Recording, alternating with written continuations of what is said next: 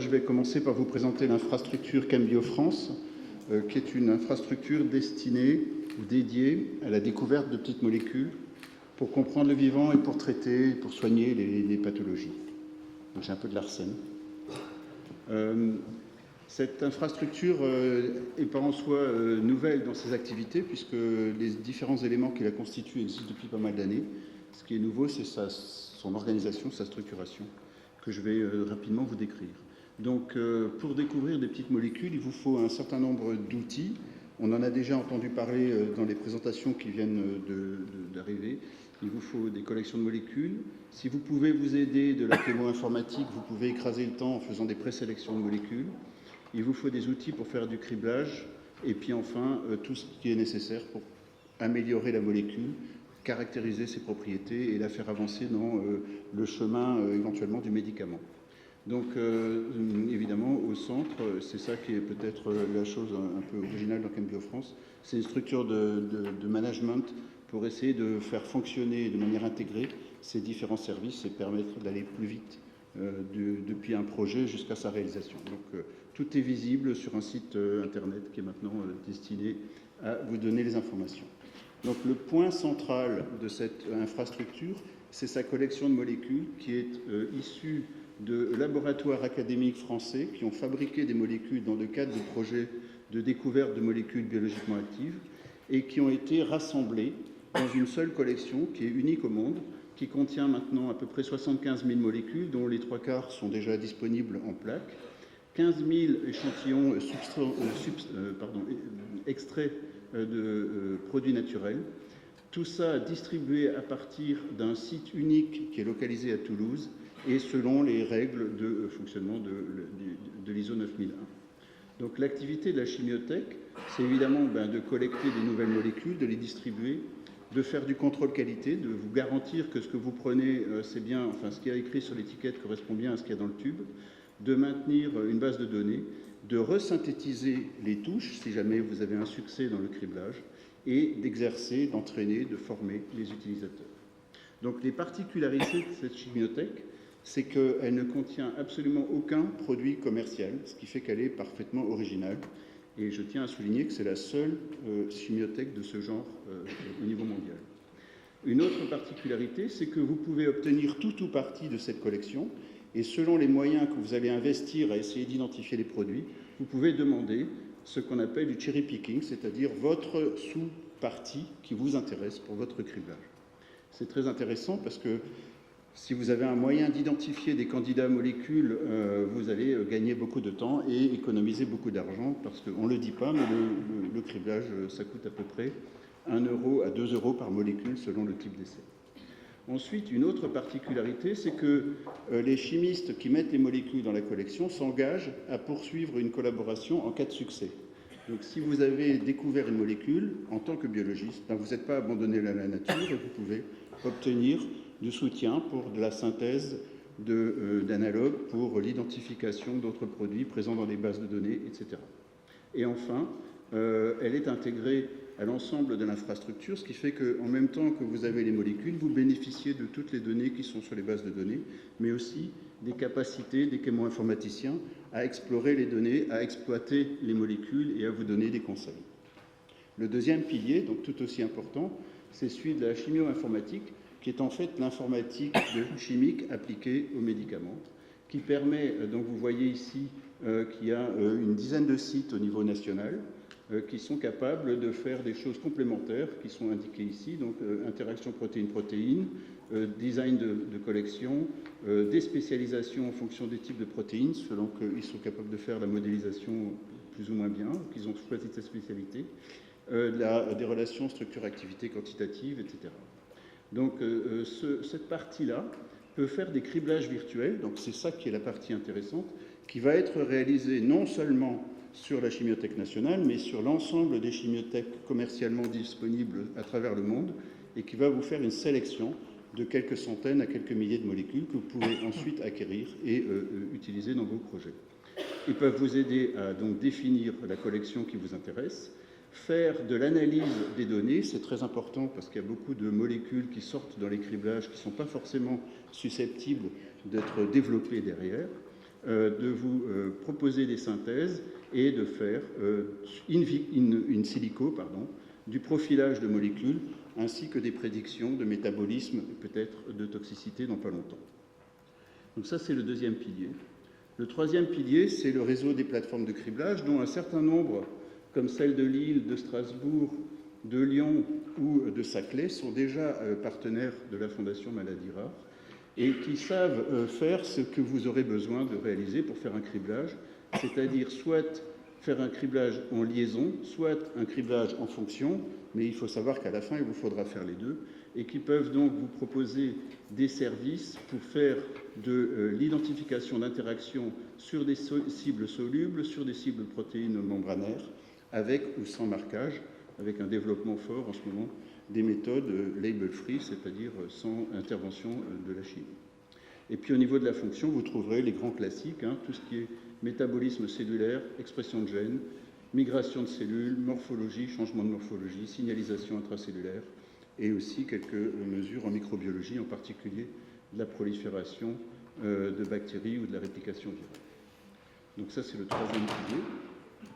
Et le quatrième pilier, c'est celui qui permet de faire des études d'absorption, distribution, métabolisme, excrétion et toxicologie, qui est nécessaire lorsque vous voulez avancer dans le chemin du médicament ou que vous avez une touche et que vous ne savez pas comment la rendre plus intéressante. Donc plus intéressant, ça ne veut pas toujours dire avoir une meilleure affinité, ça peut vouloir dire être plus biodisponible, ça peut vouloir dire plus stable, un métabolisme produisant moins de toxiques, etc. Donc il y a des possibilités d'avoir dans 3 sites au niveau français, à Lille, à Strasbourg et à Saclay, ces différents services, physico-chimie, mesures de franchissement des barrières, distribution in vivo, tout issue et toute voie d'administration, études du métabolisme in vitro et in vivo et mesures de pharmacocinétique.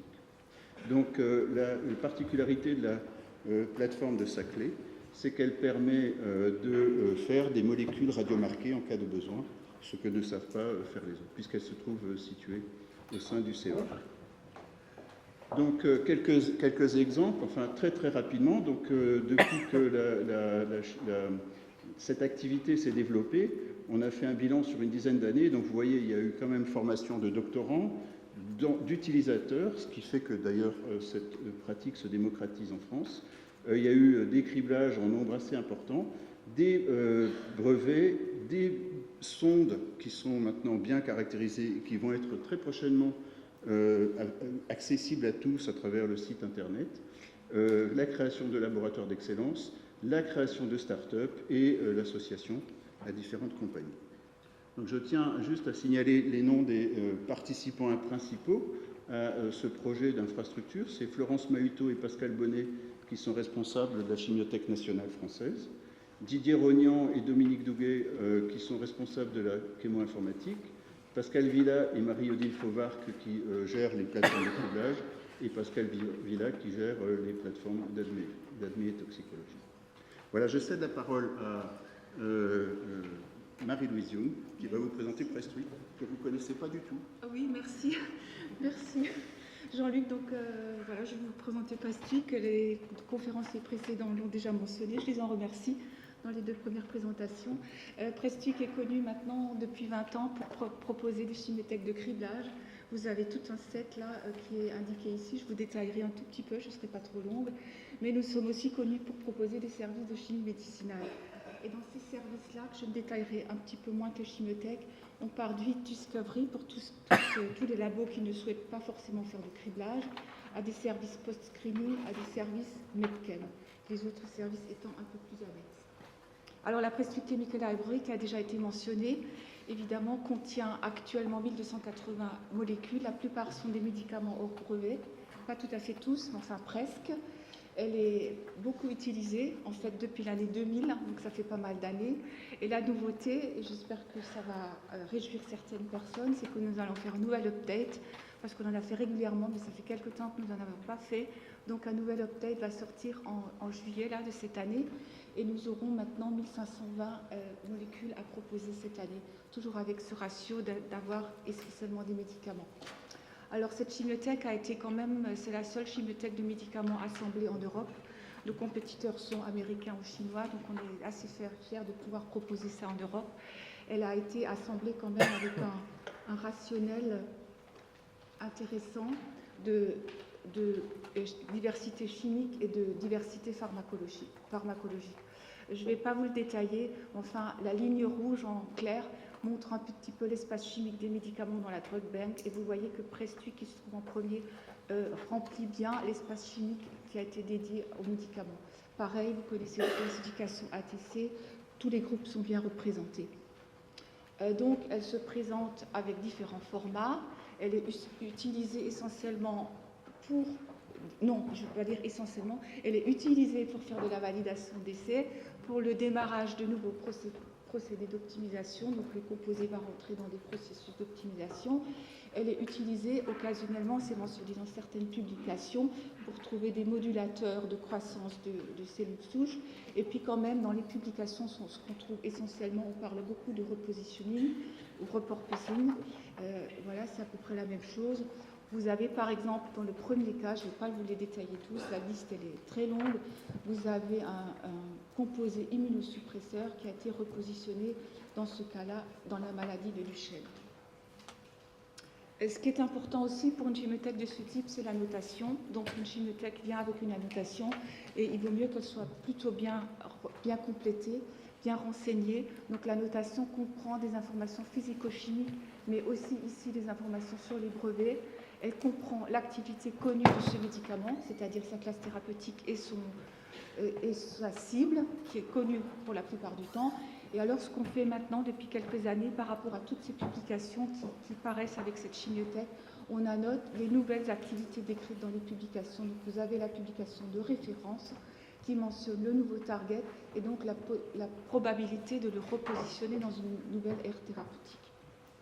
Je vous parle juste une seconde des admetox. Les infos admetox sont également mentionnées dans cette annotation.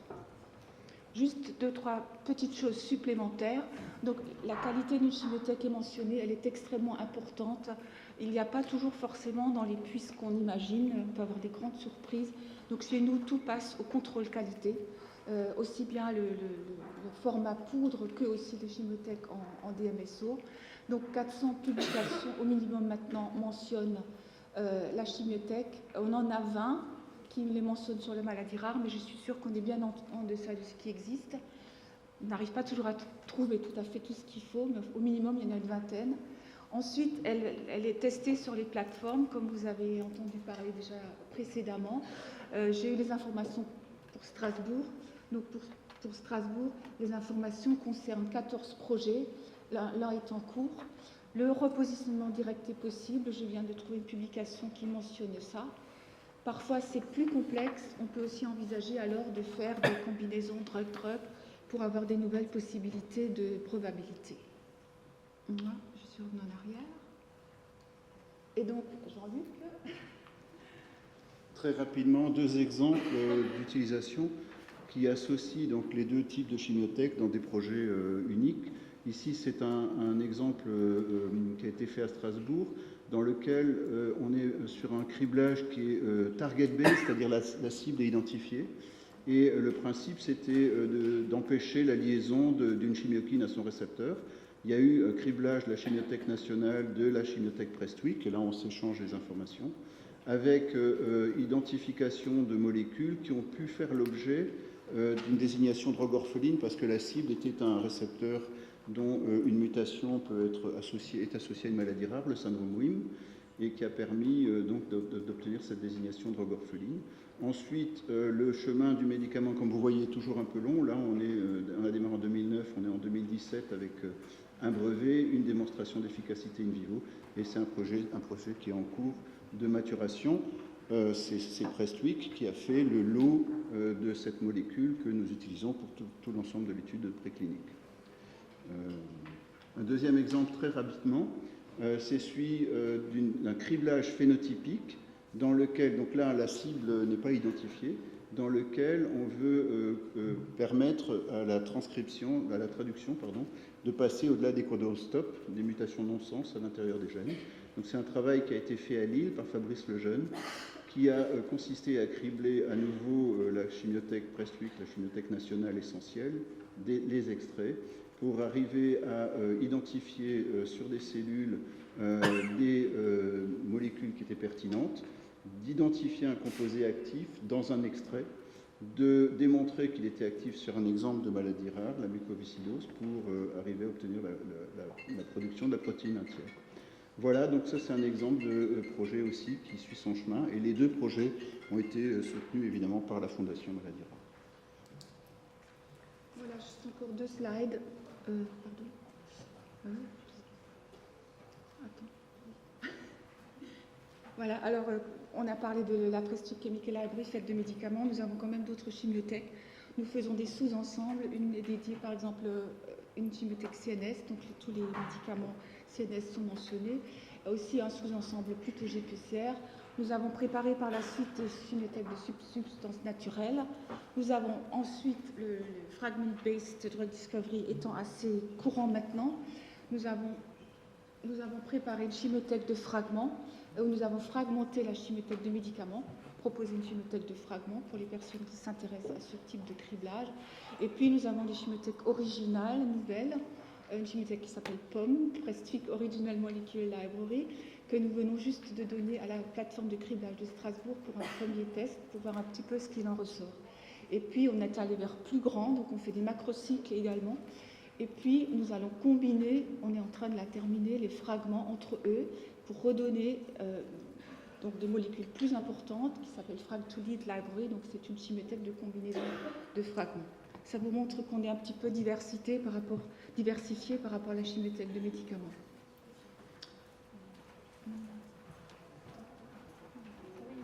Merci.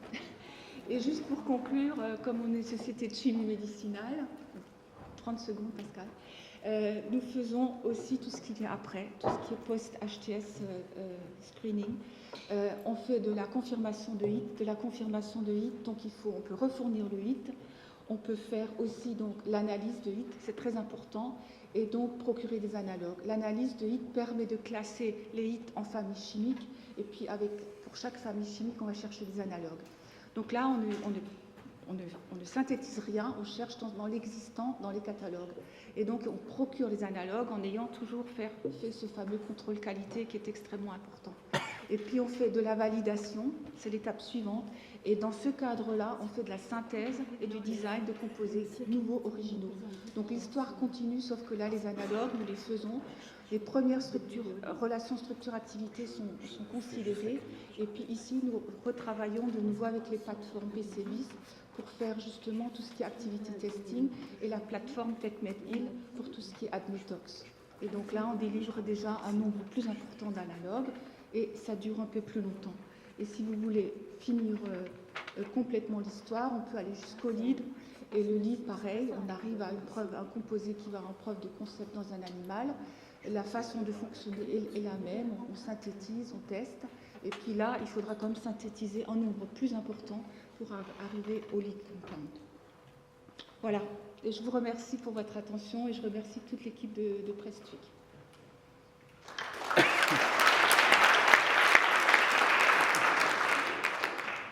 Est-ce que cela, madame, a une question? Attends, quel est le micro? Est-ce que vous participez à des demandes de financement, comme on a vu ce matin, avec des SME et entre les SME et les laboratoires? Ça peut intéresser, puisque pour aller au lead, puisque vous savez le faire. Tous les deux. Oui, tous les deux. Tous les deux. On a des projets pôles de compétitivité, voilà. On participe à des Marie Curie qui ont été présentés. En fait, le modèle d'affaires de l'infrastructure Chembio France, c'est un modèle d'affaires de prestation de services. Donc, nous ne fournissons pas de financement. Nous fournissons que les cerveaux et les instruments et les molécules, mais le financement doit être recherché. Donc, dans prestation de services pure, le client paye tout, il est propriétaire de tous les résultats. Il peut y avoir aussi des collaborations. Dans ce cas, on va rechercher l'argent, évidemment, ensemble. Merci. Madame. Juste pour être sûr d'avoir compris, sur Prestwick sont à peu près 1300 molécules et 95% ont déjà FDA, EMA, Drug Approval. En revanche, pour la National Chemical Library, les 73 000 molécules, il n'y a aucune pour l'instant qui est drug ou si on trouve quelque chose d'important scientifiquement, le chemin est tout à faire pour la partie ensuite, n'est-ce pas? Dans la Chimiothèque nationale, les molécules sont libres de droit, en effet. Elles ont été décrites, ce qui fait que vous ne pourrez pas les breveter comme telles, puisqu'elles ont déjà été décrites, donc il n'y aura pas de nouveauté. Par contre, vous n'êtes pas coincé par des brevets et vous avez beaucoup de latitude pour faire des analogues, puisque ce n'est pas des molécules qui ont été déjà brevetées. Contrairement à un médicament où, par exemple, il y aura déjà beaucoup d'analogues qui auront été synthétisés et qui auront aussi été inclus dans les brevets. Donc là, vous avez une marge de manœuvre qui est assez importante. Vous avez produit quelqu'un au niveau GMP déjà?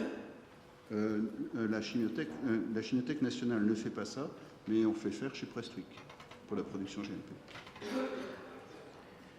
Merci beaucoup.